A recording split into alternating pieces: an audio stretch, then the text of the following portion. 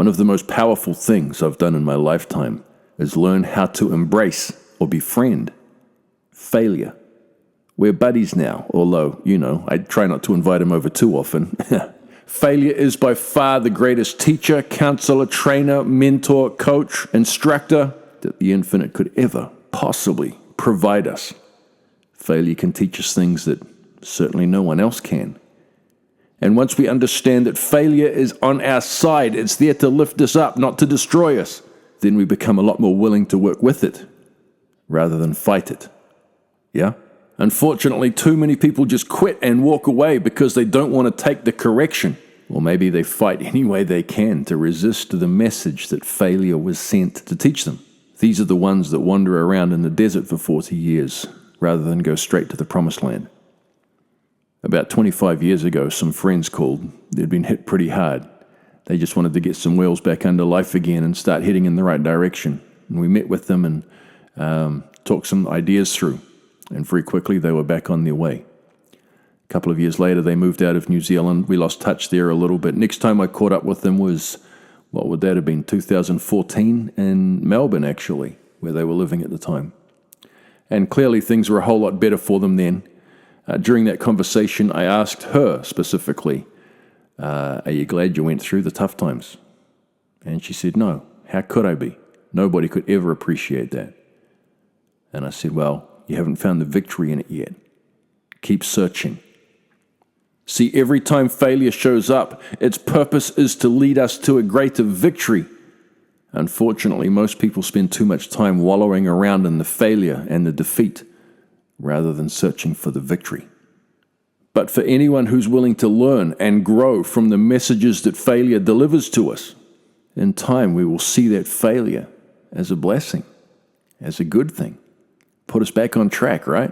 We will understand why we had to go through it. It makes sense now. A few years after that, my friends returned to New Zealand, and it became obvious quick that she'd been overtaken by a new dose of bitterness and resentment. She started to drink a lot. She started to post drunken rants across social media. She told me at one point how many counselors she'd burnt out. She said, they can't help me. I said, it's not their job to help you. It's their job to show you how you can help yourself. The only person that can help you is you. And I said, be careful, because this could affect your health. She didn't want counsel. She didn't want to learn from the situation. She just wanted to prove that she was right. And quite simply, that's not how failure works. In January of last year, I received a message from her saying she wasn't long for this world and thanking me for my friendship. And in February, I got a phone call from her husband asking if I'd be willing to drive up north and help officiate at her funeral. She developed a disease of the nervous system, which progressively shut everything down. Now when failure knocks on my door, I welcome it in, give it a seat in the living room, make a coffee for it. We sit down and talk. I say, uh-oh, what have I done this time? And we have a discussion. Sometimes it's quite a heated discussion, but failure always wins. At the end of the conversation, when failure works out that I've got the message, on the way out the door, I say, thank you. I needed that. I say, thank you for believing in me enough to chastise me that strongly, guiding me and leading me to much greater heights.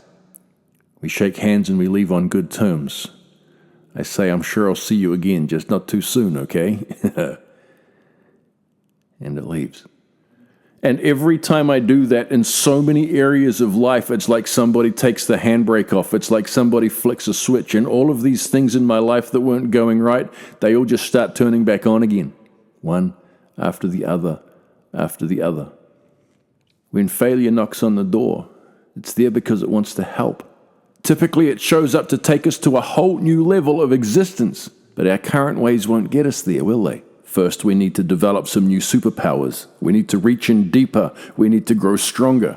Any form of promotion is preceded by a test, and failure not only teaches us, guides us, and trains us, but it provides us with that final exam before promotion, right?